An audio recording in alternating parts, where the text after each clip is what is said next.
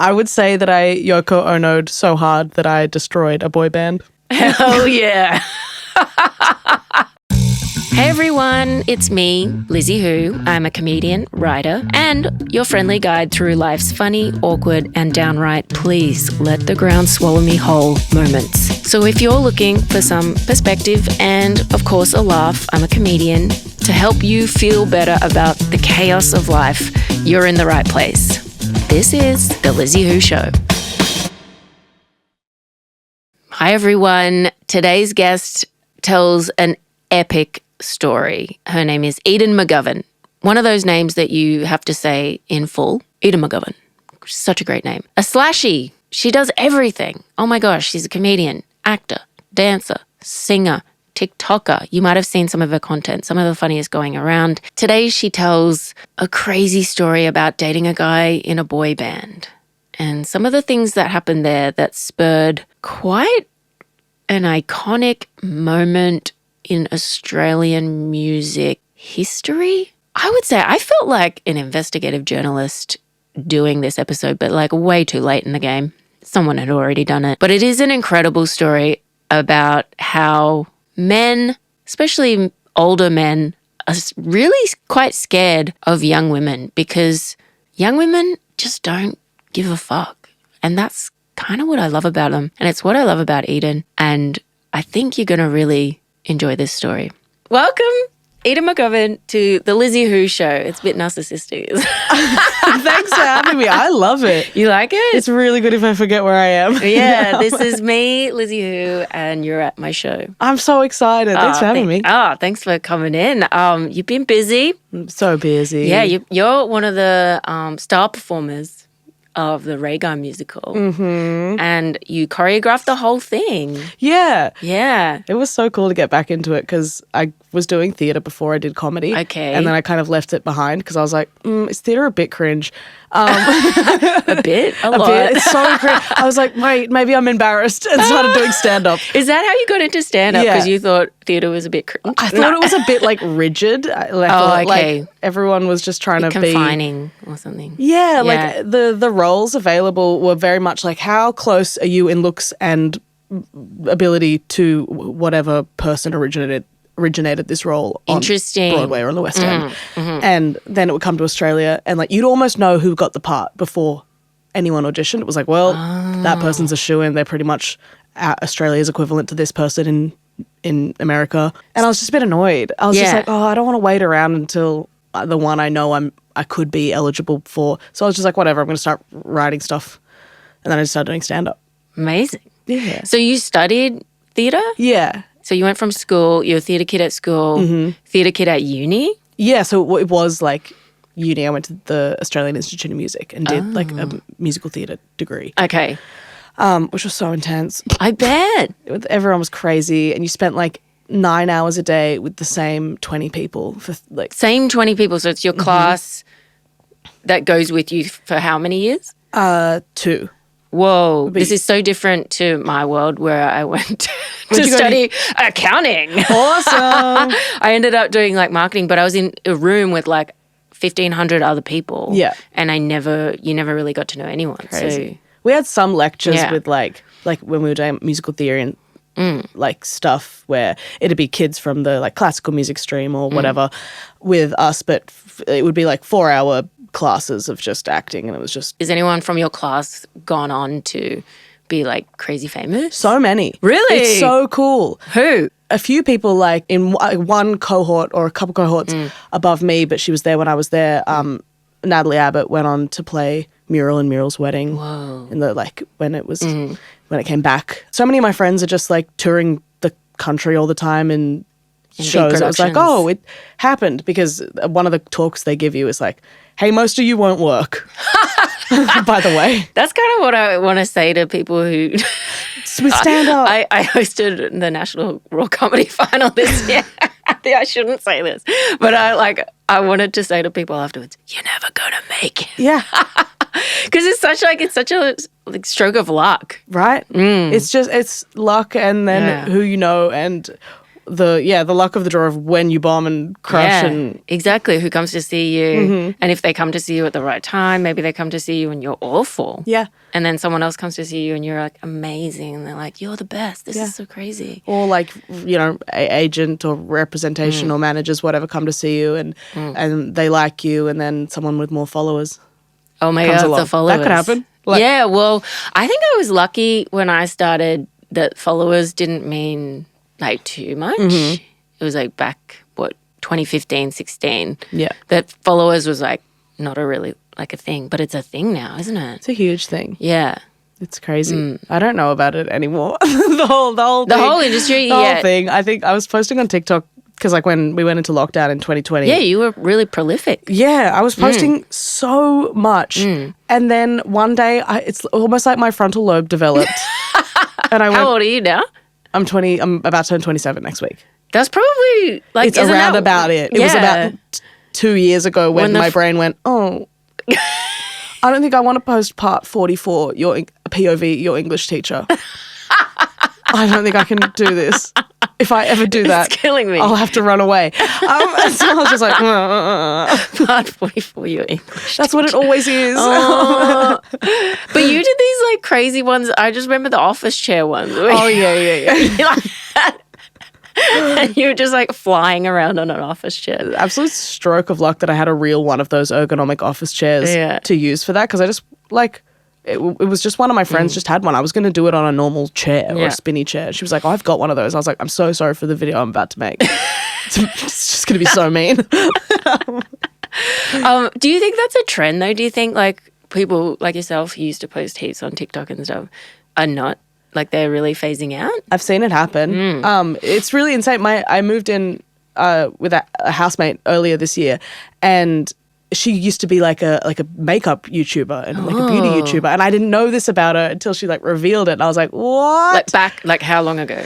Probably like around the same time that I was posting a lot, like maybe like 2020, 2021 and stuff. Yeah. And it's crazy, just both of us. I mean, like she works sort of in like the behind the scenes, like in music, publicity and the social media side of that now, behind the scenes. And I'm still in comedy, but it was so funny. We're always like, one day we're just like, I don't know. I think this might be hell. Yeah. I feel like it is though, because like when you were posting a lot, was it like in your head the whole time? Sometimes it was fun, like especially lockdown, because it was like I have no one to talk to, nothing to do. And it's like connection. Say whatever. It was like an open mic. I was like, I'm going to throw everything at a wall, see what sticks. Okay. And then I think we've said everything. I think we might be circling the drain. I think it's all saturated though, because it is so hard to like, compared to when TikTok first started, you'd upload a stand-up clip and it'd be like, viral. Yeah. I'm the best. Yeah. And then now it's like you put it up and it's embarrassing. Like you want to take it down. But then like some of my friends will post something really funny that I know took them 5 minutes, and I'm like, damn, I'm going to do that. And then I just, I probably will. I've got a list in the notes in the phone. Oh, good. So we'll see. You might be back. I'll be back. But stand-up, when did you start stand-up? 2019. Oh, okay. Like kind of beginning. Yeah. 2019. Do you love it? I love it so much. Yeah, I know. It's so cool, especially being around Steph Broadbridge so much. Every single waking second. Yeah. Steph and I have been saying that we now have like a shared iCloud brain. Oh my gosh, like, you would. We just talk all day about the show, that's so funny. It's been so good to be around someone who's so sickeningly obsessed with joke writing and comedy. She's so good. So Steph Broadbridge is the creator of Rhaegar the musical. Breaking the musical. We're breaking not allowed the music. To say, sorry, not Rhaegar the musical. We're not breaking. allowed to say the breaking. word. It's just breaking. Breaking. Just breaking. She's such a good joke writer. So good. She's so good. She helps me write stuff. Yeah. I don't think I've done a solo show where she hasn't looked at it. And I think there's a lot of people that could say the same thing. And she knows, I'm like, why doesn't this work? She's like, this is why. Yeah. And I'm like, how long have you been sitting on that knowledge? Did you watch me? Like, and she's like, oh, I don't want to give unsolicited advice. And I always have said to her, I'm like, you are the kind of the one person I want intervention from. Yeah. If you ever see a bit that you think could go better, she'll just step in now. It's awesome. So with the musical, with Breaking the Musical, did Steph approach you? Mm-hmm. Oh, awesome. It was cool, yeah. She was like, I know you've got some like background with this stuff. And I was like, yeah, absolutely. She wrote it so quickly. Oh my gosh. It was insane, right? It the turnaround. my mind. Because she sent me like a really early version of it. Just her doing all the parts and everything. Mm-hmm. And I was like, this is really freaking funny, man. And then it just went on. It was like Sydney Fringe Festival. She came up. Freddie and I were sitting at Factory outside just having a drink, and she came up to us and she was like, I think I'm going to write a Ray Gun musical. And we were like, oh yeah. But in my head, even maybe a little bit at the time, I was like, how long's Ray Gun going to be I thought that a bit relevant for? You know, because I know like, you know, a lot of musicals take so much time in production before they're out. And then it was like a few months later and we were in Adelaide. And I was like, oh God, you were quick. She works really hard. Yeah. If that's one thing. Yeah. Steph is like the hardest working person in comedy. When we were in Edinburgh together, living in a house with the cast. Yeah. And us together, it was like, we're just enablers for each other. She was like, I can't be around you too much because you set an unhealthy expectation of what I think everyone can do. She's like, you're as bad as I am. Like, Dave Henning would just come into the kitchen and be like, hey, gals, it's 4 a.m. Oh, no. You have to go to bed. You have to go to bed. We'd be like, we're cutting up all the costumes and putting them in different orders. Like, that's so nice that you matched up for this project. I love that. So you just mentioned Edinburgh, but before that, it was like Steph wrote this show, did it all herself. Obviously, you choreographed it, but like all the songs and everything. It was crazy. The words, the jokes, everything. Steph did it. And then you went to Adelaide. Yeah. And then Melbourne. Sydney. That's where I saw it. I saw it in Sydney. Wagga. And then Edinburgh. How was Edinburgh?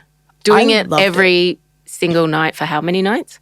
25, I think. Yeah, that's crazy. And you get one night off, right? Mm-hmm, we had one night off. What'd you do on a night off in Edinburgh? Do you go, is the choice of just, do you rest or do you just go large? I think the night before our day off, we went pretty large. And Jared Prain had booked himself, Freddie McManus and I, a day trip to the Scottish Highlands. And we sort of said yes offhandedly. We're like, yeah, sure, whatever you want. Like a bus trip. Well, I was like, it's going to be a bus. We're going to drive an hour away, whatever.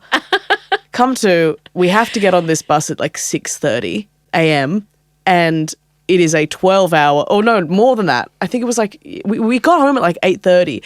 It was the biggest day of our lives. Freddie and I were like half awake when we got there. Who else is on a bus trip like this? That's what I want to. It ran just like oldies. Kind of a lot of oldies. It ruled. I loved it so. I'd never been on any kind of organized tourism at all. I'd never been on a tour. I love that. I don't even like doing it at the art gallery. And what do you see on a Scottish Highlands bus tour? The Highland cows, those cows with bangs, you know? Yeah. We went to Loch Ness. Oh, beautiful. Yeah, no monster, fake. Didn't see her. I would have. I would have. She would have liked me. Yeah. And yeah, just around like all the mountains and stuff, and it was so beautiful, and just through all the little towns. Oh, what a beautiful! It was so day nice out for you guys. Do you think, like you, the cast and crew of Breaking, you'll always be bonded? It sounds like really collegiate, or like school, like you went to boarding school together or something. Exactly. Yeah. Exactly. It is like that. We are all so joined at the hip now. There's no hope for any of us.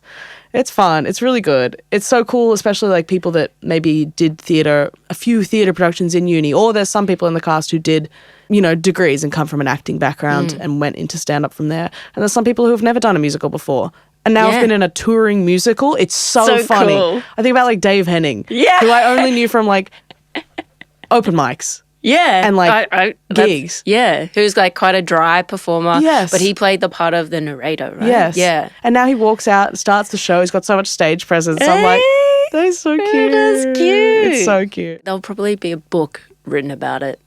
One day. Steph will have to write that. She's got to. So you did musical theatre.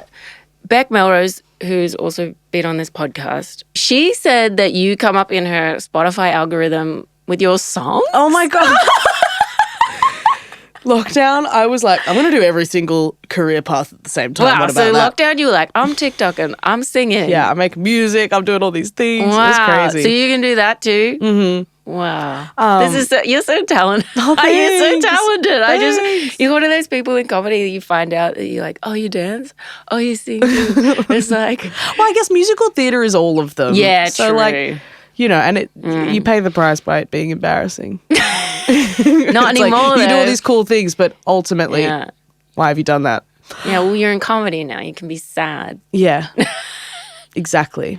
It is a kind of sad place. Sometimes. It is so sad, but I think I really like it because then it's like at least it's on the surface. I like that we can all be open about just how shit things can be. Yeah. And sometimes I forget how I talk to comedians and then I talk to normal people and I'm like just as grim and they're like, whoa, are you okay? I'm like, oh, I'm sorry, I forgot I'm not talking to comedians Absolutely. I 100% do it. I do it in theatre spaces now, like when I went back into directing other stuff and I just say stuff. Even with feedback and stuff, I feel like we're a lot more candid with each other. There's a lot less like overuse of protocols and filters when you're talking to people. Like I think we're all like, yeah, I think it was bad. Or like we're like, oh yeah, that's not working. I think we got to do it another way. Whereas like, yeah, there's so much formality in the way people talk to each other, I think. When I started comedy, like I didn't have any drama background or anything like that since primary school. Cute. Yeah, and also cute. And then I started doing acting classes as an adult. Mm-hmm. Holy shit. I was like, whoa. I enjoyed it. Yeah. I really liked like that side of it. But everyone was so positive.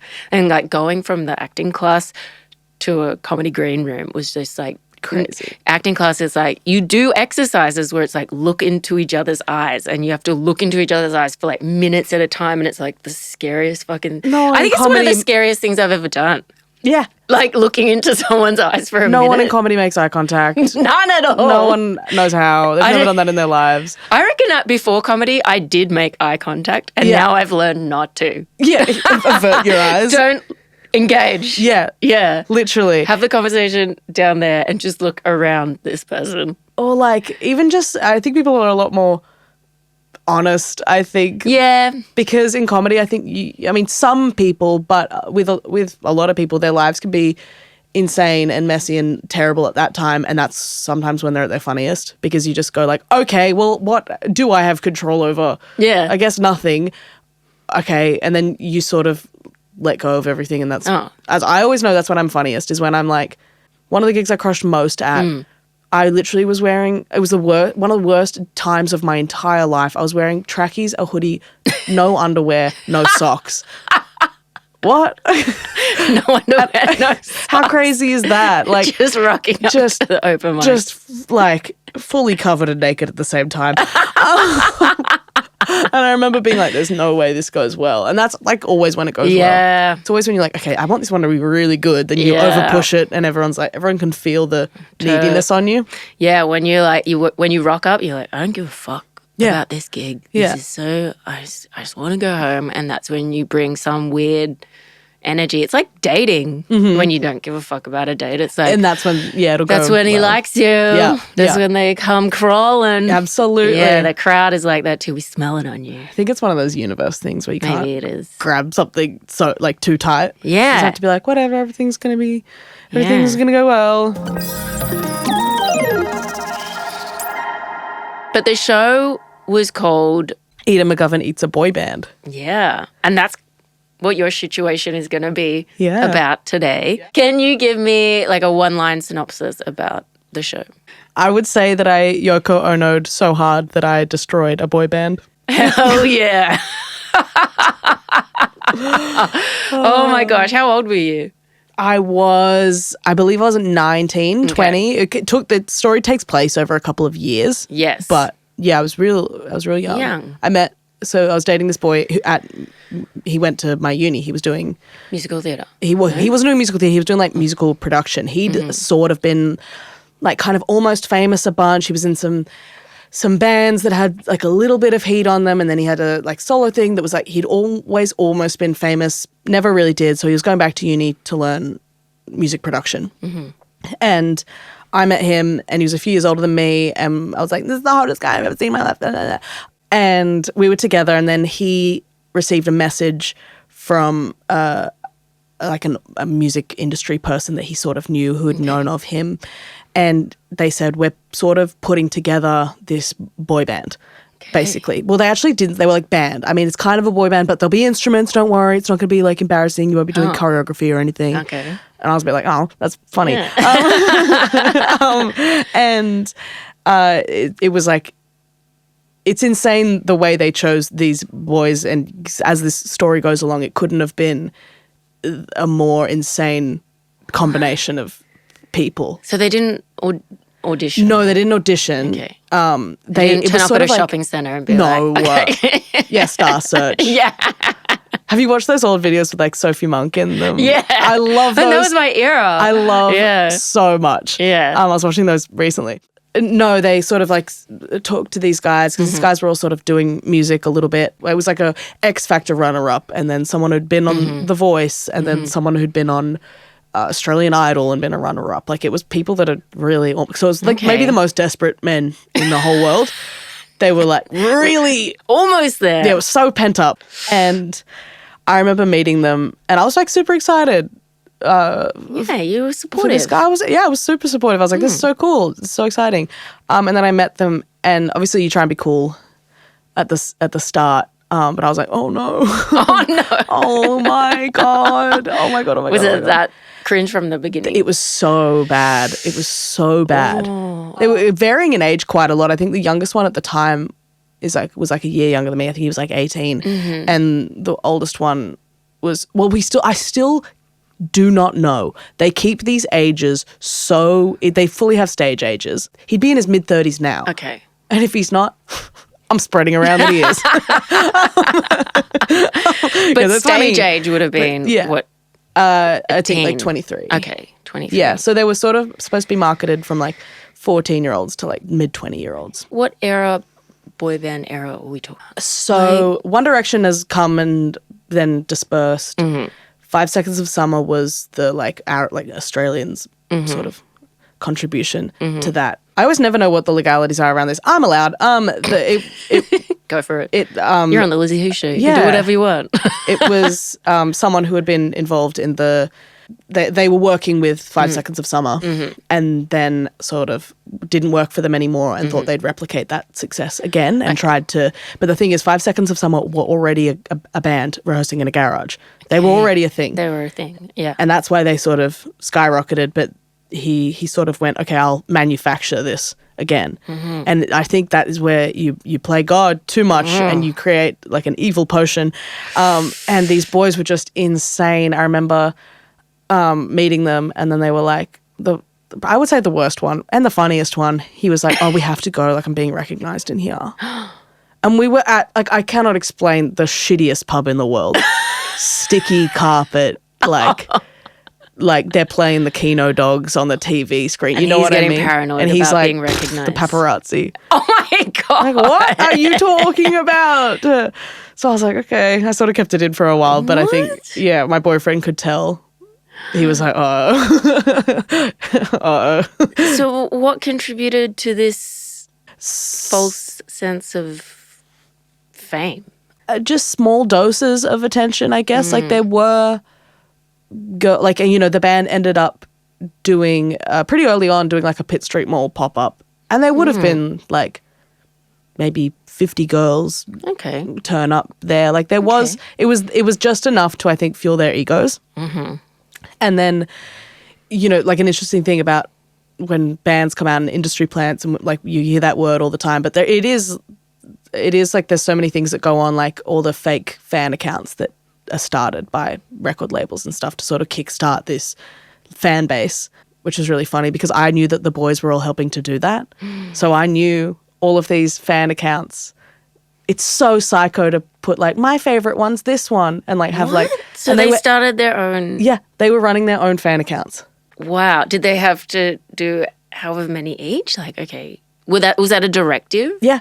That was like, you guys can help out with this. Start your own fan account. Yeah. And with bigger record labels and record deals, you have other people sort of basically in charge of that.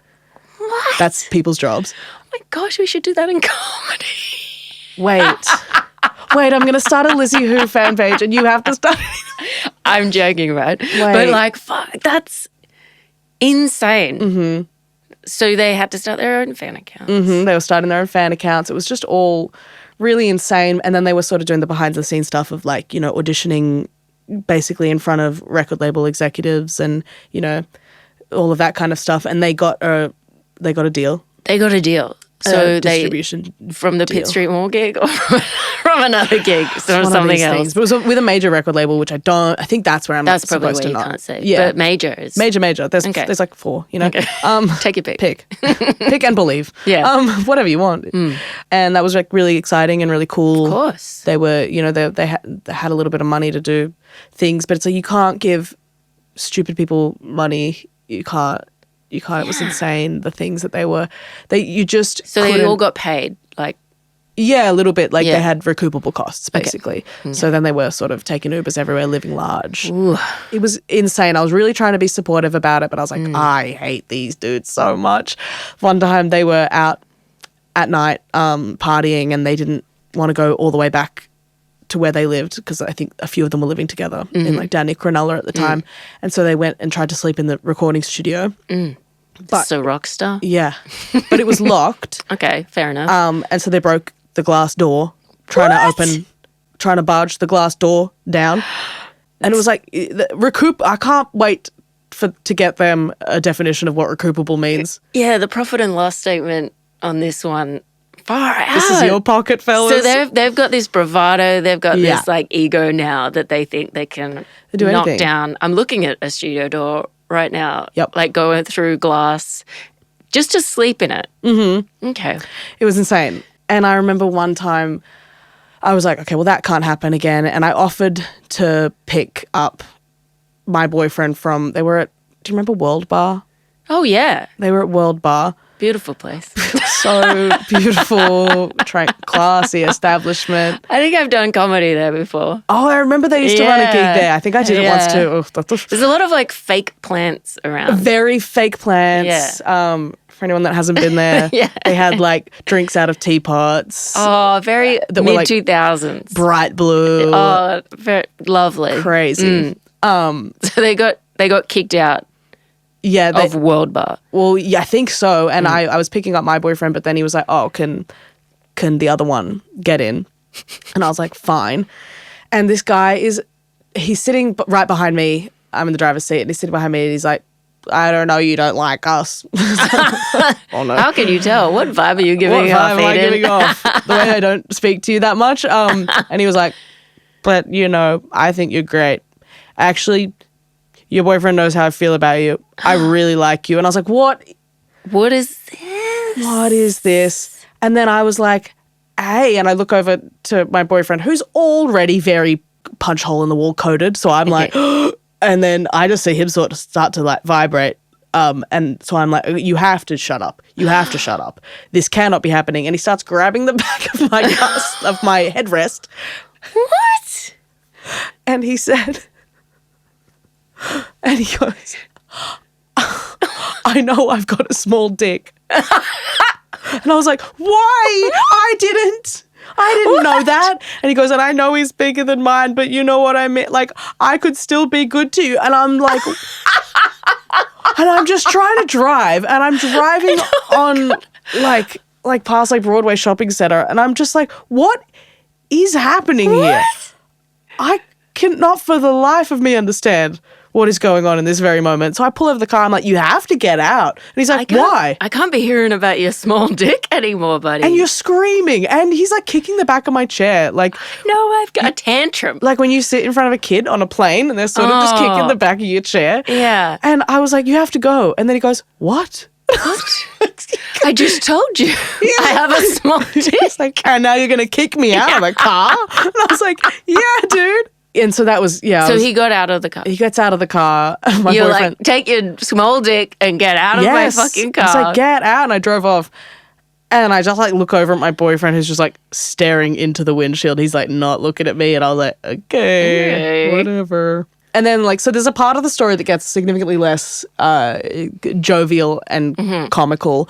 But it's, I guess, the most important part of it, and Okay. it just says I wasn't being a diva. There was a few things that I clocked really early on, which is crazy because at this point they had a team of, a bunch of interns and 3 managers, and then there's a recording big team. Yeah, the recording label execs. It was like a $1 million deal. I just noticed a few things were starting to happen. Like just no one knew what they were doing, and who was I to say? I think I was like a 19-year-old girl at the time. But I was like, hey, I just have a few notes on a few of these things because I just overheard a manager say, like, connect with the fans. Your fan base, they're all on things like Snapchat. So you should be directly contacting. I was like, What? What? Snapchat. 2019 Snapchat. 2019 Snapchat, and your fans are teenage girls. And I was like, okay. I've let go of the idea that anyone in this room cares about the safety and well-being of young women. That pissed me off last week and the week before.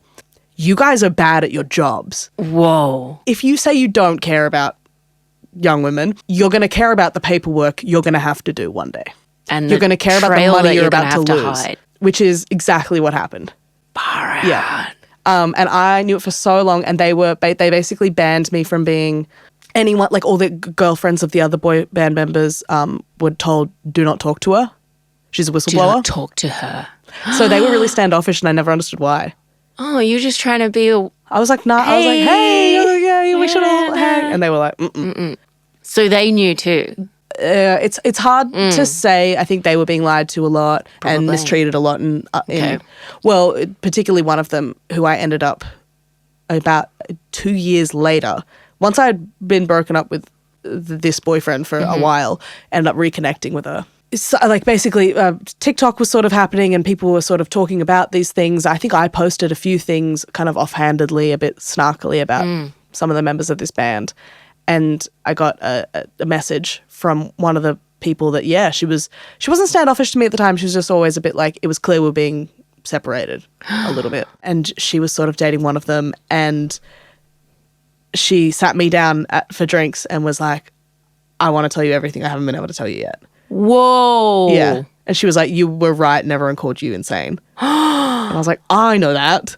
Wow, how validating. Yeah. Because I was told not to come to the studio. Like, I wasn't to come to the studio anymore. I was just chucking big tantrums. Yeah. And I was sort of seen as like, everyone was in my boyfriend's ear, like, Eden doesn't want you to get ahead. She's jealous.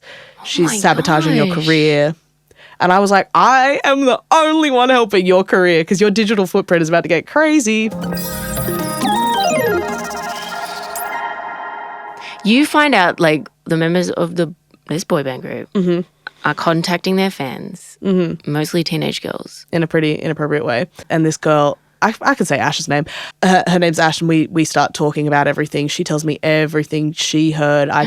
We find out both, like, stuff that neither of us, stuff that I knew that she hadn't known. And we're like, You're connecting the dots. What do we do with this? Yeah. Because my boyfriend actually ended up leaving the band. Okay. Pretty much around the same, like, a little bit after we had broken up. He basically was like, oh, I left the band. You're right. They're assholes. Guilty conscience? Yeah. Yeah. And then I was like, I think you have to. I can't come. Yeah, also you're annoying. Yeah. I was like, I think we made each other a bit crazy. And so I had no personal investment in it anymore, in the boy band. It was just three members now. But Ash and I were like, what do we do? This is so indicative. And a lot of the talk around this record label at the time was that this was sort of the culture that was being, it's not like it was going under the radar. It was very much part of the strategy. Yeah. It was up all the way to the top of this record label was behaviour like that within, staff that worked at the record label were also dealing with situations that mirrored this kind of behaviour. There was talks that we ended up talking to a bunch of people, other artists managed by the same management, et cetera, especially female artists. Oh my gosh. They were saying that stuff was actively being hidden and people were being paid off. This is crazy. The manager reached out to me. To you. Saying, like, you can't say all this. And I was like, yeah, I never signed an NDA. Yeah. And he was like... Did other girlfriends sign anything? One of them I'm pretty sure did. I'm a free agent. I was like, well, I didn't. And he was like, no, but your boyfriend did. And then so anything you learned privy to him, violates his. If he told you any of that and then you start publicizing it, it violates his NDA. We'll sue him. What do you want that? And I was like, well, not really. Like, I don't, we're not together anymore, but.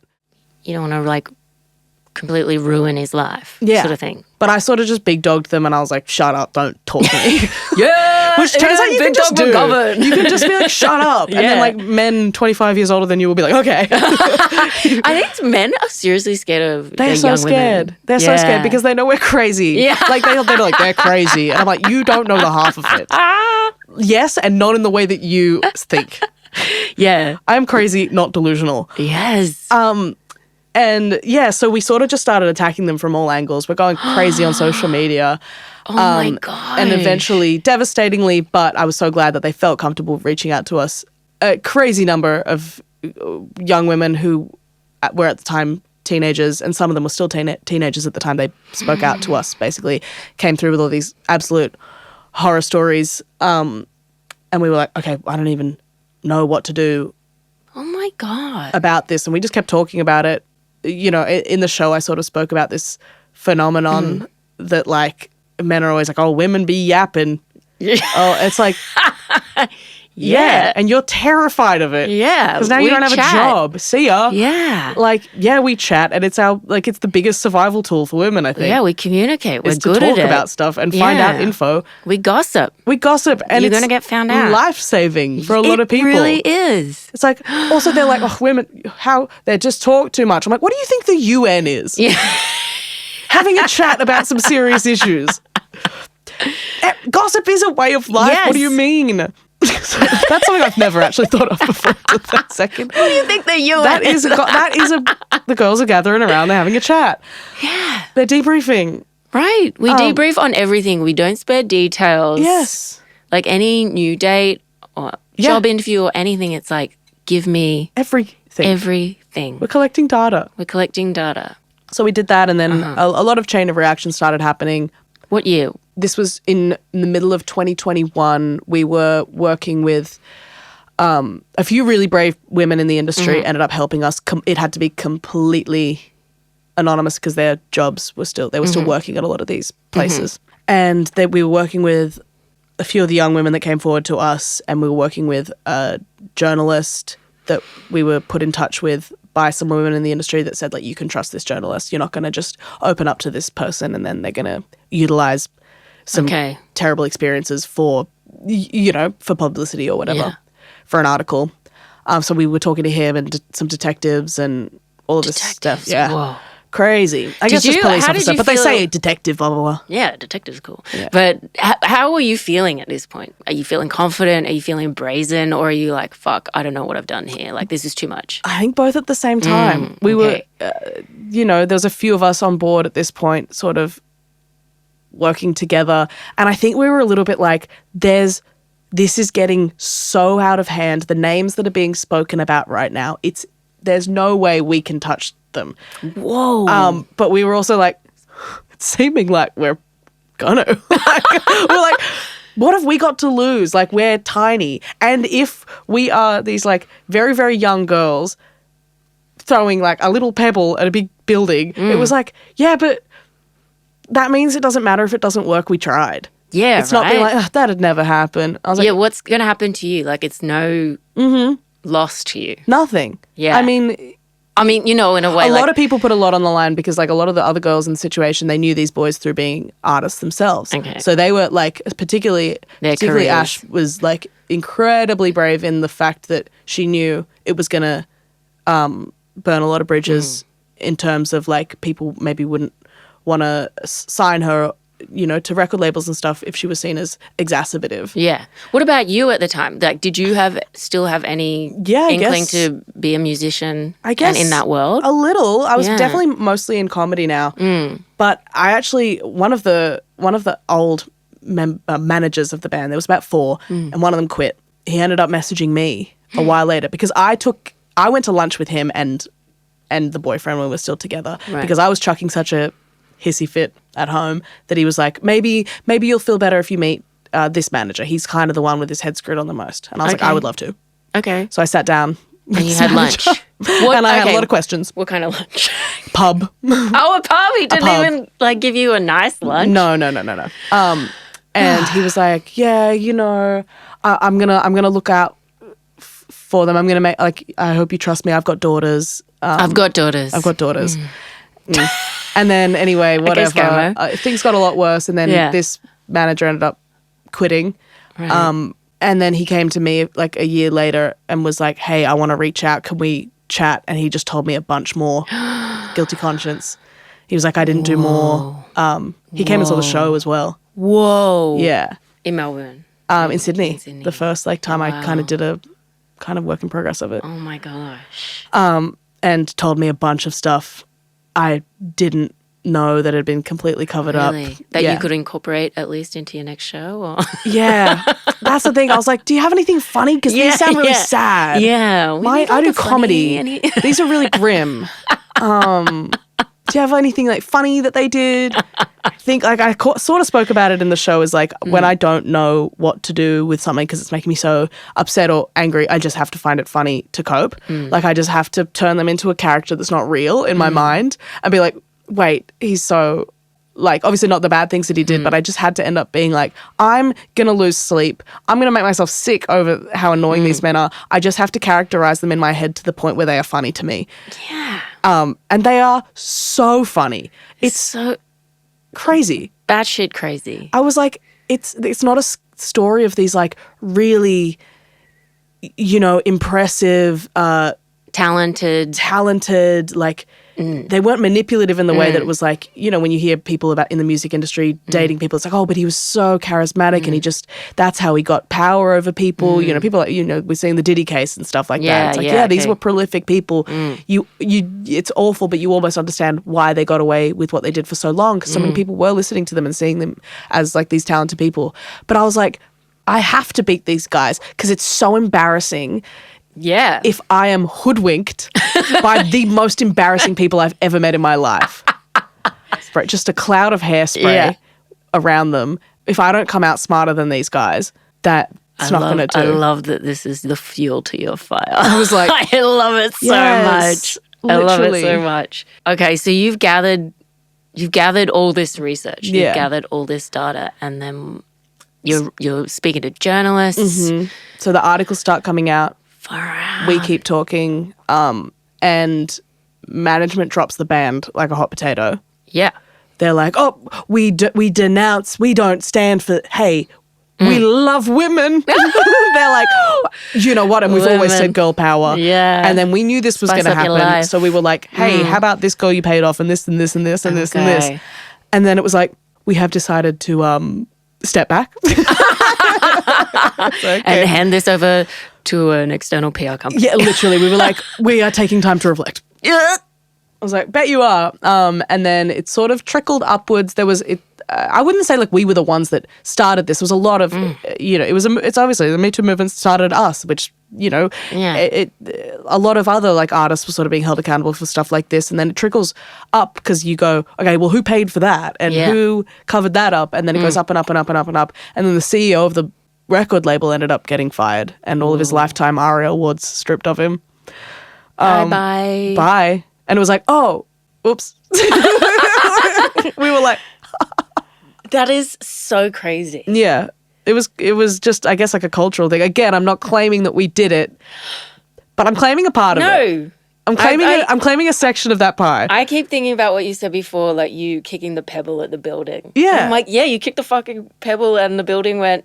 There's weak spots in buildings, like a vent or something. Kind of like shuddered. Yeah, it was like, and we're like, oh, we got him a little. Yeah. So yeah, I think it was just a lot more talks about bands like this and a lot more articles kind of saying like, oh, this is reminiscent of this other time this happened. And then there was an article basically saying like, when the CEO got fired, it was like basically saying like, hey, I mean, this boy band, and then it sort of trickled up and we ask, who lets these things happen? And I guess it's the CEO.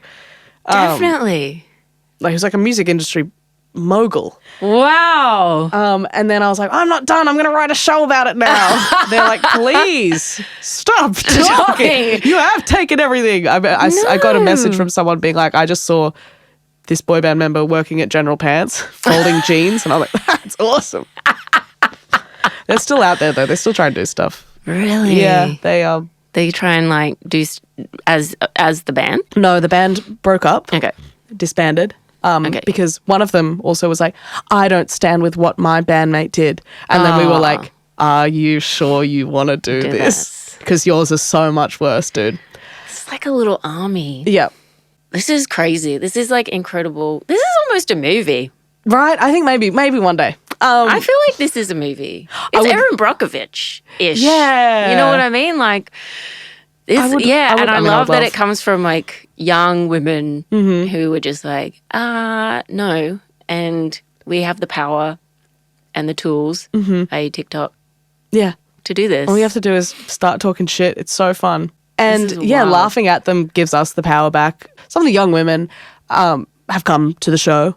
How crazy. Yeah. And like basically every time I do the show, another one comes out of the woodwork, which is insane. Yeah. Like these guys, I'm like, how did you have that much time? Did you ever leave the house without committing a crime? It's insane. Yeah. Because it was around about that time where like even a lot of male comedians, like Chris D'Elia's and that sort of thing, those stories were coming out about like, yeah, he visited my town and he was texting me. I was 17 at the time. There's a lot of that story. So that was the era. Very much that. It was very, very that. And, you know, we had, you know, all the screenshots and stuff which get posted online, which has just got to be so embarrassing.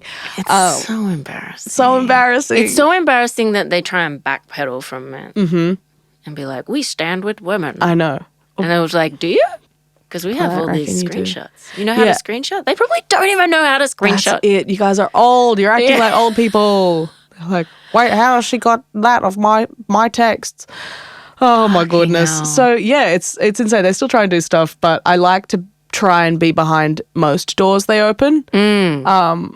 Which is just like, hi, remember me? Yeah, I'm your friend, Edan Mcgovern. I still, you know, and it is fun. It still angers me to see them, you know, receive any attention or opportunities because I'm just like, you still got let off real easy. None of you are in jail because it's hard to, you know, a lot of the time it's harder on a victim's mental health to go through the process of court and blah, blah, blah, blah.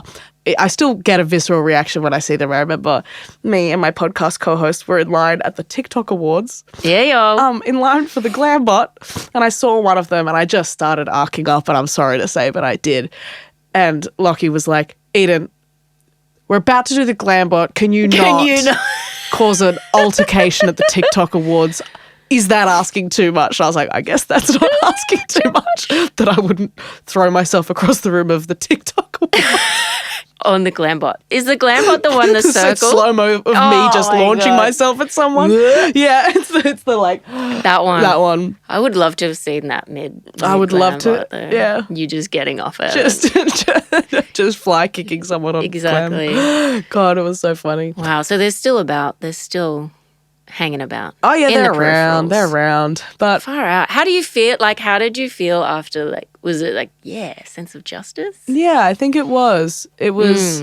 Well, there was actually a really beautiful moment where me and Ash were invited to this like birthday party, I guess, at this place called Studio 301, which is like one of the best like music recording studios in Australia. And we were like, it's funny that we're invited and they're not. And across the room, we saw the journalist that we've been talking to on the phone for months. Yeah.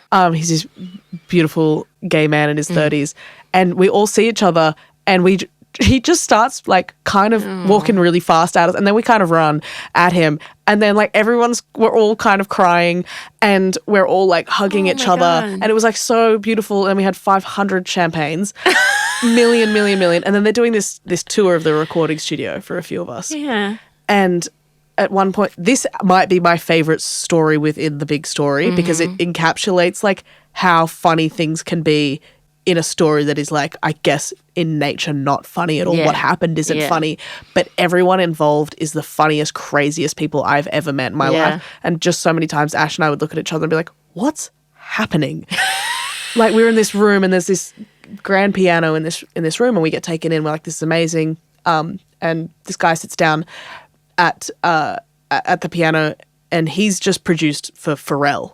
Okay. Who produces for the biggest artist. Like, we were like, huh? He produces for everyone. He's amazing. And he starts playing, and this guy, this journalist, he's there and he brings his straight roommate, Saul, who, okay, see, the thing is I hide everyone's names except Saul.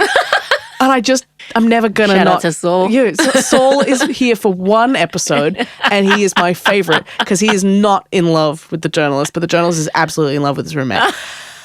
And he goes, can we sing Your Song by Elton John? And this producer goes like, okay. And he starts playing it. Saul asks us. Yes. Saul. No, the journalist. The journalist, okay. And he goes, can we sing Your Song by Elton John?